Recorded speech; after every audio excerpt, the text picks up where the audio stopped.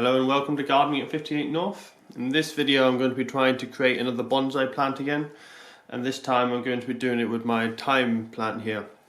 So this is a herb that I've had for quite a long time, and yeah, the name of it is Thyme, Thymus vulgaris. I'll show you the label here. There you are. So as I said, I've had this for about 2 years now. It's been on my balcony, it's been growing a little bit. I've taken some cuttings from time to time, and I've also trimmed it and used it for cooking and herbs and stuff, but generally I don't use a lot of it. Thyme's not something I use a lot in my cooking, so I don't need it large. I don't really need it for cooking. It's just nice ornamental and occasionally nice for cooking. So it's been doing okay, but this year I did get a bit attacked by aphids and it didn't look so good, and I wasn't really able to use it because I didn't want to have loads of aphids in my food. But you can see the new growth is coming through very fresh.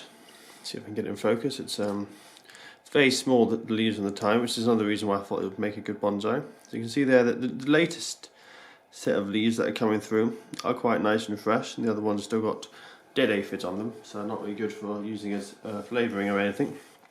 But I was looking at it, and I was looking closely at the trunk, and I thought, look how thick that trunk is, and all the little branches coming off. It almost looks like a pollarded willow that you'd get, or some kind of pollarded tree. So I thought to myself, I wonder if I can make this into a bonsai. Now I'm not too sure how well thyme responds to the hard pruning. I know a lot of plants, if you hard prune them, they'll be fine, they'll grow up nice. But a lot of the herbs, like lavender and that, if you hard prune them, they don't always grow back very well. So I'm just going to be a little bit careful with this to begin with. But I'm going to cut all these branches back slowly, so I'll have to put this on time lapse because it'll probably take quite a while, and I'm going to see what the framework looks like, and then I'll see if I can cut back a bit deeper.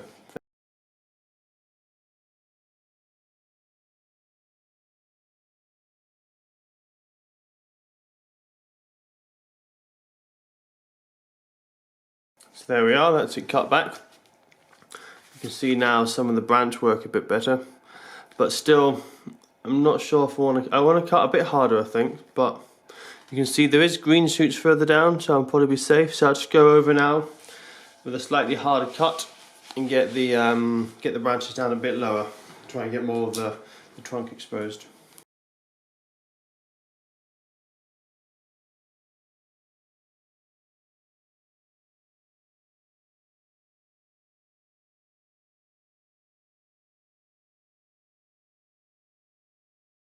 So there we are. I think I'll probably leave it at that. If I get too much harder, it might be too much shock and kill the plant. So what I need to do now is basically wait for it to grow, see what green shoots are starting to grow through, and then see if I can do any further cutting, and maybe cutting some of the shoots so it's a little bit less dense, because it's going to be very dense and you won't be able to see the stems much.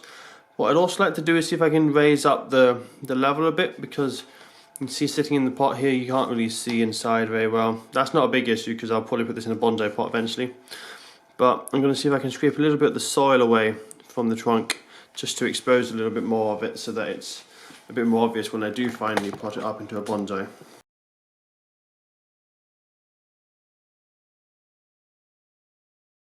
So I've come across roots quite quickly, so it looks like I'm only going to be able to scrape away possibly a few millimeters on the soil, but what I'll do is I'll prop it up a bit, maybe put on a slight mound just so it's more prominent when it is finally in a bonsai pot.